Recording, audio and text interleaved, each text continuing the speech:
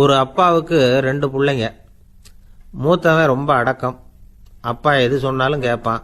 பெரியவங்களுக்கு கீழ்ப்படிஞ்சு நடப்பான். இளையவன் அப்படி இல்லை. தான் நினைச்சதை தான் சொல்லுவான், செய்வான். அடுத்தவங்க சொல்றதை கேட்க மாட்டான், அடங்கி நடக்க மாட்டான். இந்த 2 பேர்ல யாரை உங்களுக்கு பிடிக்கும்? பெரியவனை தான் பிடிக்கும். ஏன்னா அவன் தான் சொல்ற பேச்சை கேட்கறவன் அப்படின்னு சொல்லுவீங்க. ஆனா ஒரு ஞானி என்ன சொல்றாரு தெரியுமா? ஒரு குழந்தை அதன் அறிவுக்காக மதிக்கப்பட வேண்டுமே தவிர அதனுடைய கீழ்ப்படியும் தன்மைக்காக அல்ல அப்படிங்கிறார். நம்ம குழந்தைகளை சுயமா சிந்திக்கிறதுக்கு நாம விடுறதில்லை.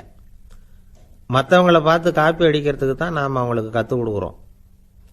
புகழ்பெற்ற மனிதர்கள் சிலருடைய பேரை சொல்லி நீயும் அவர் மாதிரி ஆகணும், இவர் மாதிரி ஆகணும் அப்படின்னு சொல்லிகிட்டே இருக்கிறோம்.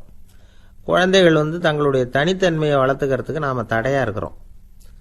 ஒரு குழந்தைகிட்ட அனாவசியமாக நம்பிக்கையை வளர்த்துடக்கூடாது.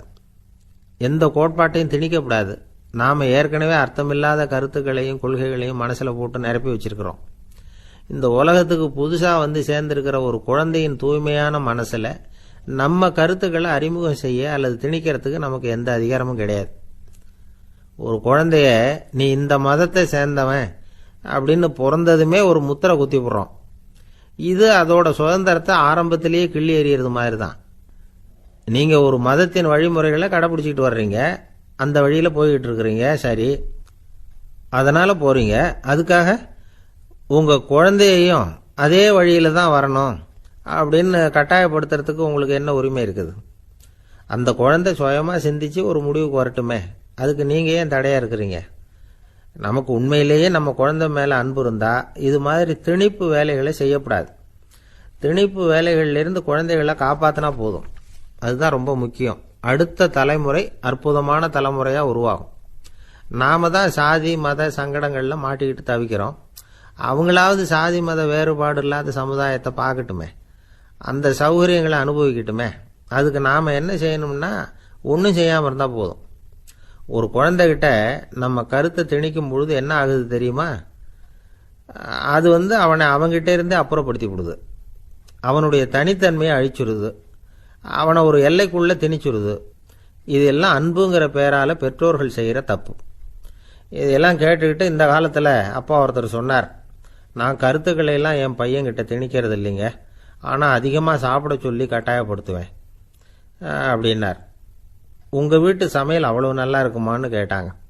நல்லா இருந்தால் நான் ஏன் அவனை சாப்பிட சொல்லி கட்டாயப்படுத்த போகிறேன் அப்படின்னார். ஒரு ஆளை அடையாளம் கண்டுபிடிக்கணும்னா அதுக்கு சுலபமான வழி என்ன? முகத்தை பார்த்து கண்டுபிடிக்கிறது தான். ஆனால் மனுஷன் தப்பு பண்ண ஆரம்பிக்கும் பொழுது அவனை கண்டுபிடிக்கிறதுக்கு வேறு வழிகளை தான் கையாள வேண்டியிருக்கு. கைரேகை அதுக்கு ரொம்ப உபயோகப்படுது. கைரேகைகள் ஒருத்தருக்கு இருக்கிறது மாதிரி இன்னொருத்தருக்கு இருக்கிறது இல்லை. பல் வரிசையும் அப்படி தான். ஏமாத்துறவங்க அதிகமாக போனால் இருக்கிறவங்க எச்சரிக்கையாக இருக்க வேண்டியிருக்குது. பயோமெட்ரிக்ஸ் அப்படிங்கிறது ஒரு பெரிய தொழில்நுட்பம். இதை உபயோகப்படுத்தி சில பாதுகாப்பு உத்திகளை எல்லாம் உருவாக்கி இருக்கிறாங்க அமெரிக்காவில். வீட்டுக்கு சொந்தக்காரர் குரல் கொடுத்தா கதவு திறக்கும், அல்லது அவர் கை வச்சா கதவு திறக்கும். மற்றவங்க யார் என்ன பண்ணாலும் கதவு திறக்காது. இது ஒரு முறை. அவரோட குரல் அல்லது கைரேகை ஒரு எலக்ட்ரானிக் சாதனத்தில் ஏற்கனவே பதிவு பண்ணப்பட்டிருக்கும். இவர் குரல் கொடுக்குறப்போ அல்லது கையை வைக்கிறப்போ அதை ஒப்பிட்டு பார்த்து சரியா இருந்தால் கதவு திறக்கிறது மாதிரி ஒரு ஏற்பாடு. இதே மாதிரி ஒருத்தரோட விழித்திரையில் உள்ள இரத்த குழாய் அமைப்பு பாருங்க, அது கூட ஒருத்தருக்கு இருக்கிறது மாதிரி இன்னொருத்தருக்கு இருக்கிறது இல்லை. அதனால அதை வச்சு அடையாளம் கண்டுபிடிக்கக்கூடிய சாதனங்களும் இப்போ பழக்கத்துக்கு வந்தாச்சு. கைரேகையை ஒப்பிடுற சாதனத்தை விட விழித்திரை இரத்த குழாய் அமைப்பை அடையாளம் காணுற சாதனம் இருக்கு பாருங்க, இது ரொம்ப நுட்பமானது. இது நம்ப தகுந்தது. ஒரு ஆளை அடையாளம் கண்டுபிடிக்கிறதுக்கு இது எடுத்துக்கிற நேரம் ஒரு வினாடி தான். ஒரு கருவி இருக்கும், அதில் உள்ள ஒரு சிறு துளையில் கண்ணை வச்சு பார்க்கணும். உடனே இந்த சாதனம் குறைந்த சக்தி உள்ள இந்த அக சிவப்பு ஒளியை பாய்ச்சி அவரது விழித்திரையின் இரத்த குழாயை ஆராய்ச்சி பண்ணி ஏற்கனவே அதோட நினைவு பெட்டகத்தில் பதிவு பண்ணி வச்சிருக்கிறோமே அந்த அமைப்புகளோட இதை ஒப்பிட்டு பார்த்து சரியான ஆள் தானா இல்லையா அப்படின்னு அடையாளம் காட்டிவிடும். குரலை வச்சு அடையாளம் கண்டுபிடிக்கிறதும் இந்த பயோமெட்ரிக்ஸ் முறைகளில் ஒன்று. ஒரு நபரோட குரலில் டிஜிட்டல் குறியீடுகளை மாற்றி பதிவு பண்ணிக்கிட்டு மீண்டும் அதே குரலை இனம் காணக்கூடிய சாதனங்கள் ஏற்கனவே அமெரிக்காவில எல்லாம் விற்பனைக்கு வந்தாச்சு. ஒரு ஆளுக்கு ஜலதோஷம் பிடிச்சிருந்தா கூட அந்த சாதனம் சரியாகவே கண்டுபிடிச்சிருமா. குரலை மாற்றி பேசுகிறவங்க கூட இந்த கருவியை ஏமாற்ற முடியாது. இதை ஆஸ்பத்திரிகள், வங்கிகளில் உள்ள இரும்பு பெட்டக காப்பறைகள் இங்கெல்லாம் உபயோகப்படுத்தலாம். குழந்தைகள் உள்ள இடங்களுக்கு இது ரொம்ப உபயோகப்படும். கதவு பூட்டிக்கிட்டுதுன்னு வச்சுக்கோங்க, கதவை திறக்கிறதுக்கு சாவி உபயோகப்படுத்த தெரியாத குழந்தைகள் குரல் எழுப்பியே கதவை திறந்துட முடியும். எதிர்காலத்தில் இந்த பயோமெட்ரிக்ஸ் முறை இன்னும் பல ஆச்சரியங்களை ஏற்படுத்தும் அப்படின்னு எதிர்பார்க்குறாங்க. ஸ்டியரிங்கை தொட்டதுமே காரு ஸ்டார்ட் ஆகிடும், சாவி வேண்டியதில்லை. காரு சொந்தக்காரரை தொட்டால் தான் ஸ்டார்ட் ஆகும், வேற யாராவது தொட்டால் ஸ்டார்ட் ஆகாது. ஒரு மனுஷனோட நடை, அவர் டைப்ரைட்டரை தொடுகிற விதம், இதையெல்லாம் வச்சு கூட ஆளை அடையாளம் காணக்கூடிய தொழில்நுட்பம் வரலாம். என்னதான் தொழில்நுட்பம் வளரட்டும், குடும்பத்துக்குள்ளே நடக்கிற திருட்டுகளை கண்டுபிடிக்கிறது ரொம்ப கஷ்டம். ஒரு வீட்டில் பெட்டியில் இருந்த பணம் காணாமல் போச்சு. வீட்டுக்காரரோ அல்லது பையனோ தான் எடுத்துருக்கணும். பெட்டியை திறந்து பார்த்தா அந்த வீட்டுக்காரம்மா, இதிலிருந்து பணத்தை எடுத்தது நிச்சயமாக என் வீட்டுக்காரர் தான் அப்படின்னு சொல்ல முடியல அவங்களால. யோசிச்சாங்க. என்னம்மா இப்படி யோசிக்கிறீங்களேன்னு கேட்டிருக்காங்க. நிச்சயமாக இந்த பணத்தை எடுத்தது என் வீட்டுக்காரர் இல்லை அப்படின்னு உறுதியாக சொல்லிவிட்டாங்க அந்த அம்மா. இது கேட்டவங்களுக்கு ரொம்ப ஆச்சரியமாக இருந்தது. அந்த வீட்டுக்காரருக்கு இது ரொம்ப பெருமையாக இருந்தது. அது எப்படி அவ்வளவு கரெக்டாக சொல்கிறீங்க அப்படின்னு கேட்டிருக்கிறாங்க.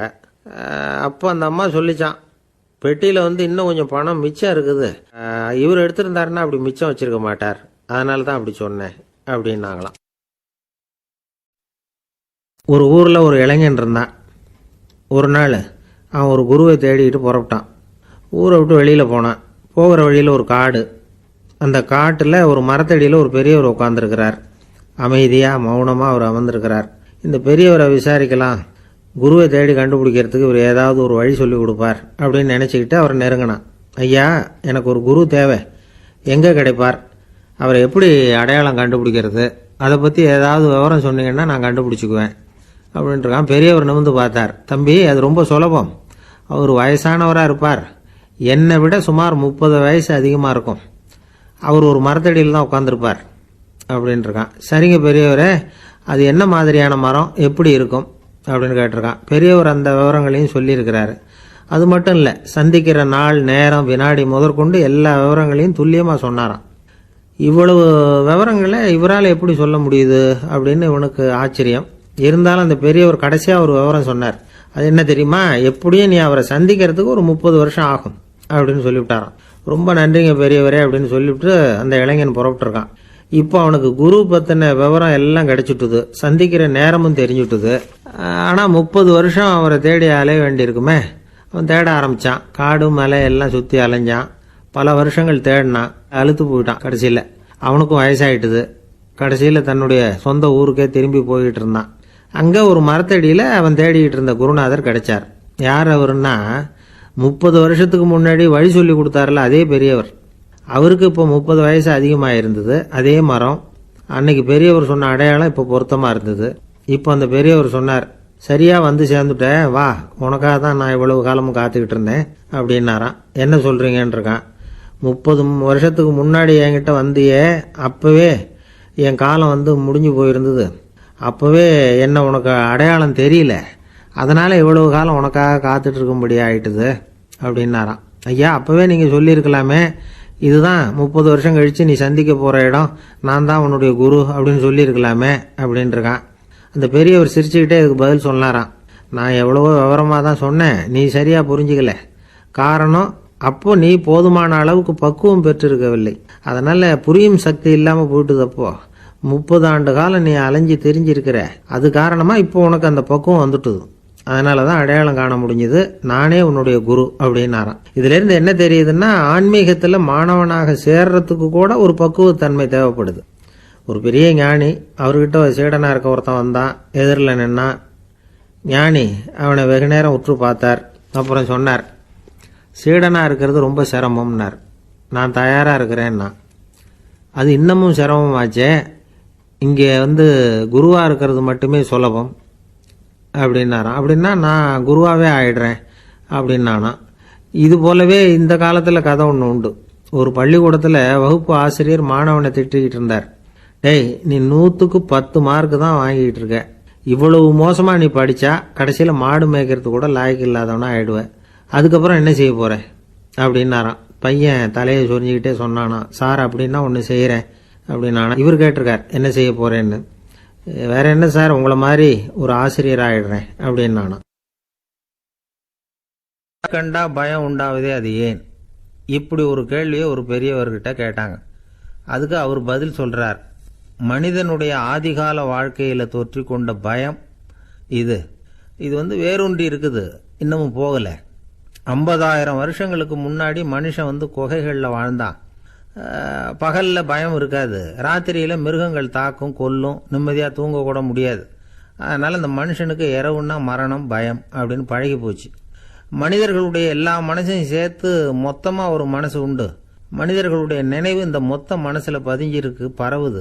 இந்த மொத்த மனசுல இருட்டு பற்றிய பயம் பதிந்து நீடிக்குது அப்படிங்கிறார் அவர். இந்த காலத்துல இரவை பகலாக்கிறதுக்கு எவ்வளவோ விளக்குகள்லாம் வந்தாச்சு. ராத்திரியிலேயும் மிருகங்கள் தாக்குங்கிற நிலைமை இல்லை. பாதுகாப்பான வீடுகள் விலங்குகளும் விலகி போயிட்டு, விலங்குகள்லாம் விலகி போயிட்டு, வீடுகளும் பாதுகாப்பா இருக்குது. சரி, இருந்தாலும் அந்த பழங்கால பயம் இருட்டு பயம் இன்னமும் மனுஷனை விட்டு போகல.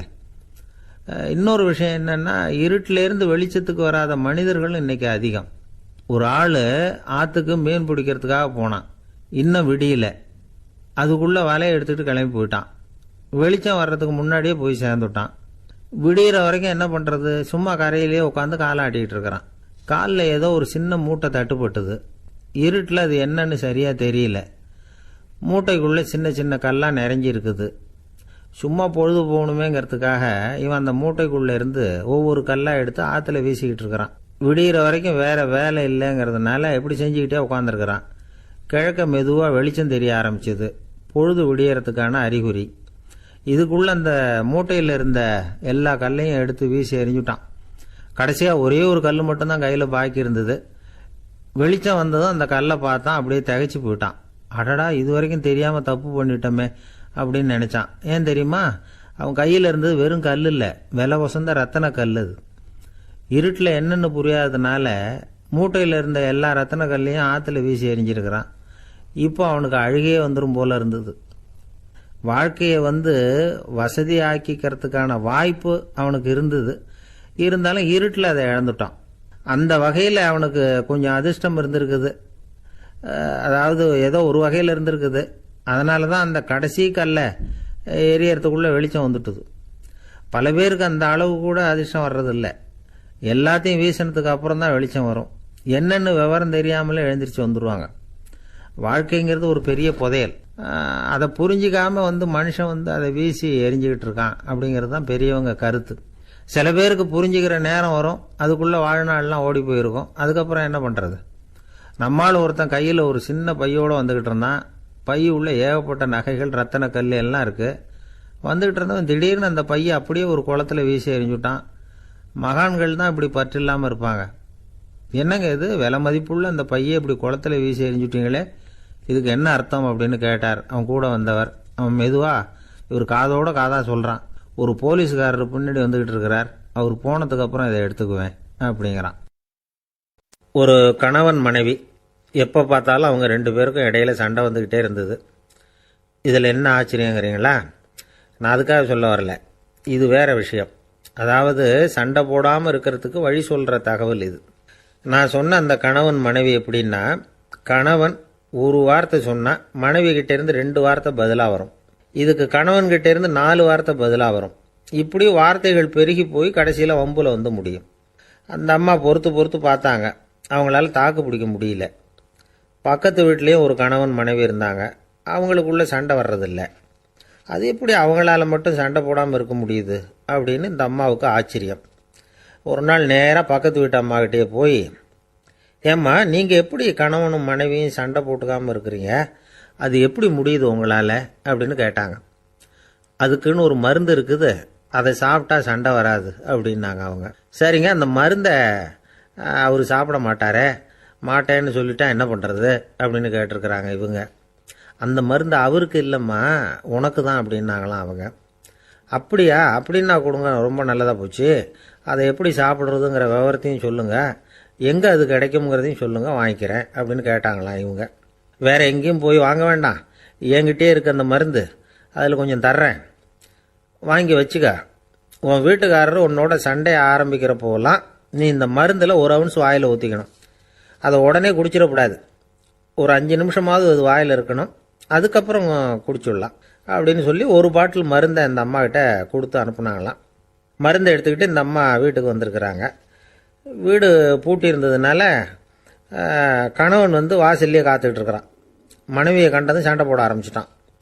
வீட்டை பூட்டி விட்டு எங்கே போய் தொலைஞ்ச, எவ்வளவு நேரமாக ஒரு மனுஷன் வாசல்லையே காத்துட்டு கிடக்கிறது, அப்படி இப்படின்னு கத்த ஆரம்பிச்சிட்டான். மனைவி இதுக்கு பதிலே சொல்லலை. அந்த அம்மா பேசாமல் வீட்டை திறந்தாங்க, சமையல் அறைக்குள்ளே போனாங்க, ஒரு அவுன்ஸ் மருந்தை வாயில் ஊற்றிக்கிட்டாங்க.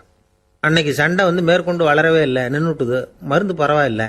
அதுக்கப்புறம் பல சந்தர்ப்பங்களில் சண்டை வரும் போல் இருக்கிற போலாம் இந்த மருந்து அதை நிறுத்தியிருக்கு. பிரமாதமான மருந்தாக இருக்குது இதை கொஞ்சம் அதிகமாகவே வாங்கி வீட்டில் வச்சுக்க வேண்டியது தான் அப்படின்னு முடிவு பண்ணிட்டு இந்த அம்மா மறுபடியும் பக்கத்து வீட்டு அம்மாக்கிட்ட போனாங்க.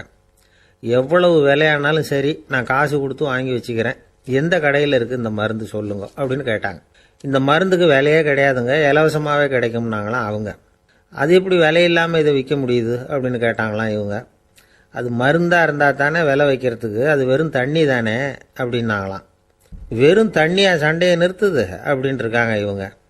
அது சண்டையை நிறுத்தலை, உன்னோட மௌனம் தான் சண்டையை நிறுத்துது.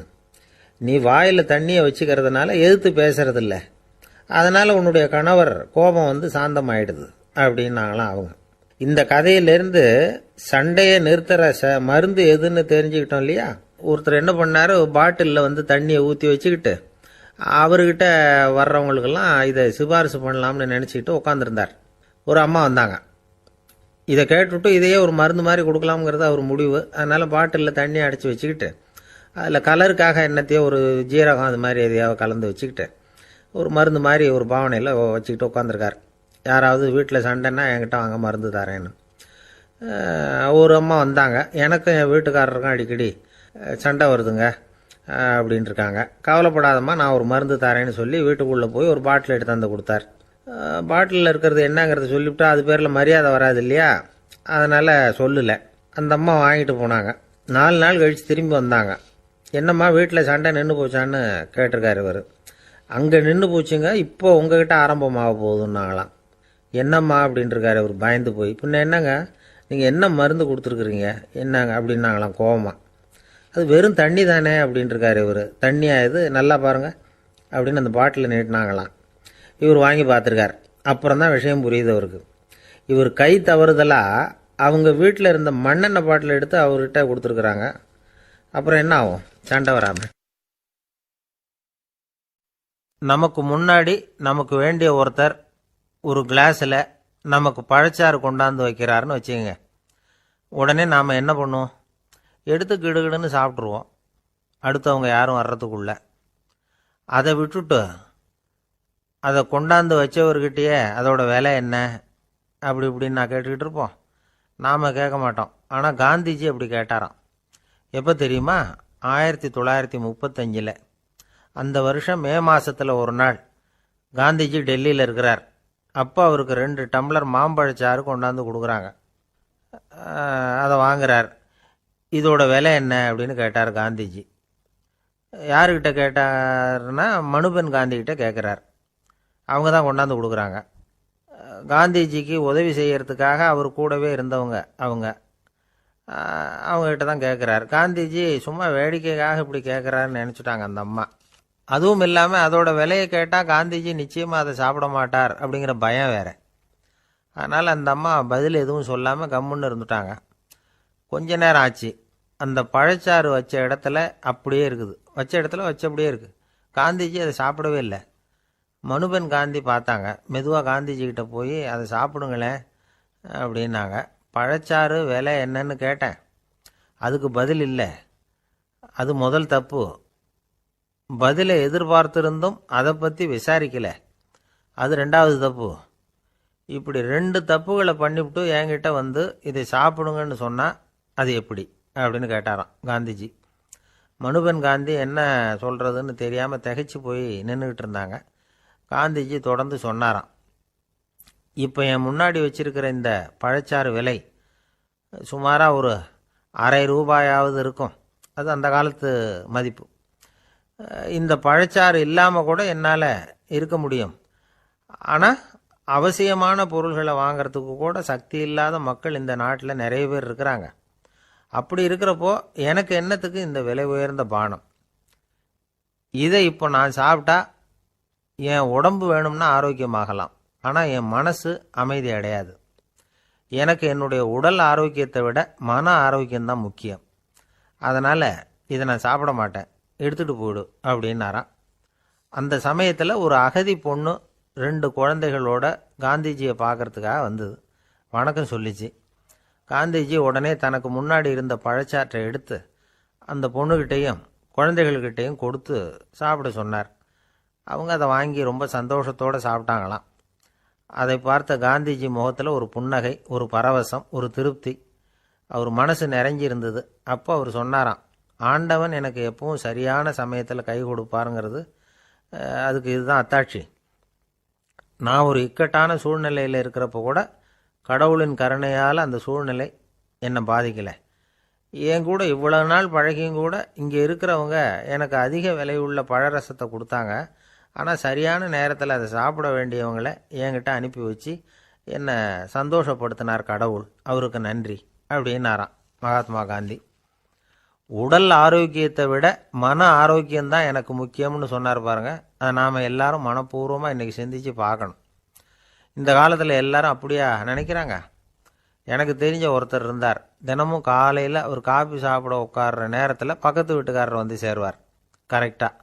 உடனே அவரும் தனக்குன்னு வந்திருக்கிற காப்பியை எடுத்து மனப்பூர்வமாக பக்கத்து வீட்டுக்காரர்கிட்ட கொடுத்துருவார். அதுக்கப்புறம் அவருக்காக வேற காப்பி போட்டு கொண்டாந்து கொடுத்தாலும் வேண்டான்னு சொல்லிடுவார்.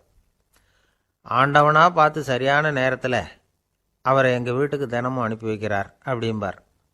ஏன் அப்படி சொல்கிறீங்க அப்படின்னு கேட்டோம் ஒரு நாள். அதுக்கு அவர் சொல்கிறார், எனக்கு என்னோட உடல் ஆரோக்கியம்தான் முக்கியம். இதை கடவுள் புரிஞ்சுக்கிட்டு எங்கள் வீட்டு காப்பியை சாப்பிட்றதுக்கு தினமும் அடுத்த வீட்டுக்காரனை அனுப்பி வைக்கிறார் அப்படின்னார் அவர். ஐயா, உங்கள் பேரை தொடர்ந்து தினம் கேட்டுக்கிட்டு இருக்கிறேன் அப்படின்னார் ஒருத்தர். தொடர்ந்து கேட்குறீங்களே, உங்களுக்கு காது வலிக்கலையா அப்படின்னு கேட்டோம். பேசுகிற உங்களுக்கே வாய் வலிக்கல அப்படிங்கிறப்போ கேட்குற எங்களுக்கு எப்படி காது வலிக்கும் அப்படின்னார். நம்ம உடம்புல ஒரு அதிசயம் என்ன தெரியுமா? ரொம்ப நேரம் நாம் நடக்கிறோம்னு வச்சுக்கோங்க, கால் வலிக்கும். ரொம்ப நேரம் வேலை செஞ்சால் கை வலிக்கும், உடம்பு வலிக்கும். ரொம்ப நேரம் பார்த்துக்கிட்டே இருந்தால் கண்ணு வலிக்கும். ரொம்ப நேரம் பேசிக்கிட்டே இருந்தால் வாய் கூட வலிக்கும். ஆனால் ரொம்ப நேரம் கேட்டுக்கிட்டே இருக்கிறதுனால காது வலிக்கிறது இல்லை. அதனால் கேட்கறதுக்கு முக்கியத்துவம் கொடுத்தாங்க நம்ம பெரியவங்க. திருவள்ளுவர் தேவையில்லாமல் வார்த்தைகளை உபயோகப்படுத்த மாட்டார். ஒரு திருக்குறள்னு எடுத்துக்கிட்டாவே அதில் மொத்தம் 7 வார்த்தைகள், அவ்வளவுதான். அப்படி 7 வார்த்தைகள் மட்டுமே உள்ள ஒரு திருக்குறளில் வள்ளுவர் ஒரே வார்த்தையை 5 தடவை உபயோகப்படுத்தியிருக்கிறார், திரும்ப திரும்ப பயன்படுத்தியிருக்கிறார். அப்படின்னா அதை எந்த அளவுக்கு வலியுறுத்தி சொல்கிறார் அப்படிங்கிறத நாம் புரிஞ்சுக்கணும். அது என்ன குறள்? செல்வத்துள் செல்வம் செவிச்செல்வம், அச்செல்வம் செல்வத்துள் எல்லாம் தலை. செவிச்செல்வம்ங்கிறது அவ்வளவு முக்கியமானது. கற்றலின் கேட்டல் நன்று. அதிகம் கேட்கணுங்கிறதுக்காகத்தான் எவ்வளவு கேட்டாலும் காது வலிக்கிறது இல்லை. குறைச்சலாக பேசணும், அதிகமாக கேட்கணும்.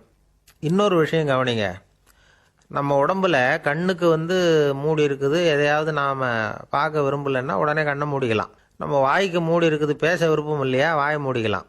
மூக்குக்கு கூட மூடிக்கிற வசதி இருக்குது, எதையாவது முகர விருப்பம் இல்லையா, மூச்சை அடக்கிக்கலாம். ஆனால் பாருங்கள், காதுக்கு மூடி கிடையாது, அதை கையால் தான் மூட முடியும்.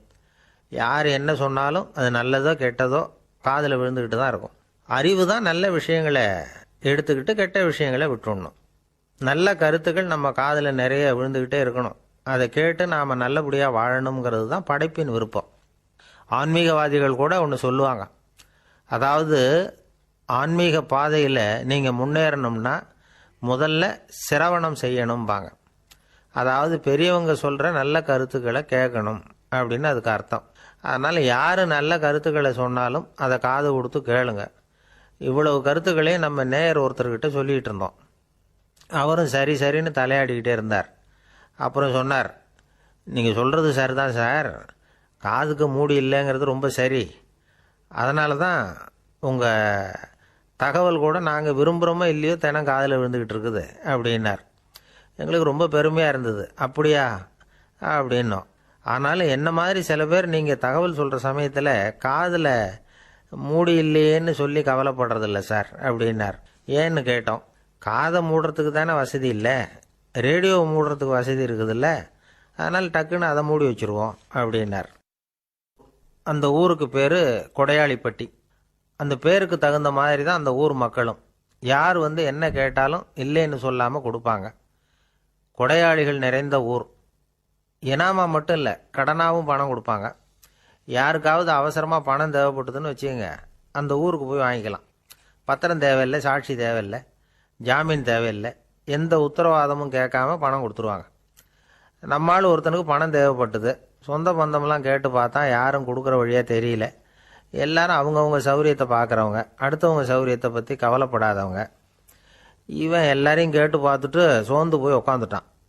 அந்த நேரம் தான் கொடையாளிப்பட்டியை பற்றி கேள்விப்பட்டான். அப்படி ஒரு ஊர் இருக்கிறது தெரிஞ்சதும் அந்த ஊருக்கு வழி கேட்டுக்கிட்டு ஒரு நாள் புறப்பட்டு போனான். வயல்காட்டு வழியாக போக வேண்டியிருந்தது. மெதுவாக நடந்து ஊர் எல்லைக்கு வந்துட்டான். 2 பக்கமும் விவசாய வேலைகள் மும்முரமாக நடந்துக்கிட்டு இருக்குது. ஏர் உழுதுகிட்டு இருக்கிறாங்க. அப்போ அங்கே ஒரு ஆளை பாம்பு கடிச்சுட்டுது. பக்கத்தில் வேலை செஞ்சுக்கிட்டு இருந்தவங்க ஓடி வந்தாங்க. அவசரமாக செய்ய வேண்டிய முதல் உதவியெல்லாம் செஞ்சு பார்த்தாங்க. பலன் இல்லை. அந்த ஆள் செத்து போட்டான். அவன் செத்து விட்டான்னு தெரிஞ்சதும் அவனை தூக்கி வரப்பு மேலே போட்டுட்டு எல்லாரும் அவங்கவுங்க வேலையை கவனிக்க ஆரம்பிச்சிட்டாங்க. அங்கே ஒரு ஆள் இவனை பார்த்து சொன்னான், ஐயா, நீங்கள் போகிற வழியில் இவன் சொந்தக்காரன் இவனுக்கு சோறு கொண்டுகிட்டு வருவான், இவன் இங்கே செத்துட்டான்னு அவங்ககிட்ட சொல்லிவிடுங்க அப்படின்னா. இவனுக்கு ரொம்ப ஆச்சரியம். என்னடா இது, பாம்பு கடிச்சுட்டுதுன்னதும் பதறி அடிச்சுக்கிட்டு ஓடி வந்தாங்க, செத்துட்டான்னதும் பேசாமல் தூக்கி போட்டுட்டு போயிட்டாங்க அப்படின்னு நினச்சிக்கிட்டே நடந்து போகிறான். எதிரில் சோறு கொண்டுக்கிட்டு ஒரு ஆள் வந்தான். இவன் விவரத்தை சொன்னான். அங்கே உங்கள் சொந்தக்காரன் பாம்பு கடிச்சு செத்து போட்டான் அப்படின்னா. அவன் கொஞ்ச நேரம் அமைதியாக நின்னான். அதுக்கப்புறமா அங்கேயே வரப்பில் உட்காந்து கொண்டுகிட்டு வந்த சோத்தை தானே சாப்பிட்டு முடித்தான். பேசாமல் எழுந்திரிச்சு திரும்பி போயிட்டான். கொஞ்சம் கூட பதறல, அழலை. இப்படியும் ஒரு ஊரா அப்படின்னு நினச்சி ஆச்சரியப்பட்டுக்கிட்டே இவன் ஊருக்குள்ளே போனான். ஒரு பெரிய மனுஷனை பார்த்து பணம் கேட்டான். அவரும் இவனோட பேரையும் ஊரையும் மட்டும் விசாரிச்சுக்கிட்டு தேவையான பணத்தை கொடுத்துட்டார். பணத்தை வாங்கிட்ட பிறகு தன்னுடைய மனசை அரிச்சுக்கிட்டு இருந்த அந்த விஷயத்தை பற்றி கேட்டான். ஐயா, வழியில் ஒருத்தன் செத்துட்டான், அவனை அப்படியே தூக்கி வரப்பில் போட்டுட்டு எல்லாரும் வயல்வெளி வேலைகளை பார்த்துக்கிட்டு இருக்கிறாங்களே அப்படின்னா. இதுக்கு அந்த பெரியவர் சொன்னார், ஆமாம், அப்படி தான் செய்வோம். வேலை முடிஞ்சு வீட்டுக்கு திரும்புகிறப்போ அவனை தூக்கிட்டு வந்து அடக்கம் பண்ணிடுவோம் அப்படின்னார். ரொம்ப ஆச்சரியமாக இருக்கே அப்படின்னா. ஏன் உங்கள் ஊரில் யாராவது செத்துட்டா என்ன பண்ணுவீங்க அப்படின்னு கேட்டார். என்ன இப்படி கேட்குறீங்க, எங்கள் ஊரில் எல்லாம் பிணத்தை தூக்க விட மாட்டாங்க, ஒப்பாரி வைப்பாங்க, கட்டி புரண்டு அழுது புலம்பி தீத்துருவாங்க அப்படின்னா. இவன் பெரியவர் பார்த்தார். அவங்ககிட்ட கொடுத்த பணத்தை லபக்குன்னு பறிச்சுக்கிட்டார். திருப்பி வாங்கிட்டார். இவன் பதறி போய் நிற்கிறான்.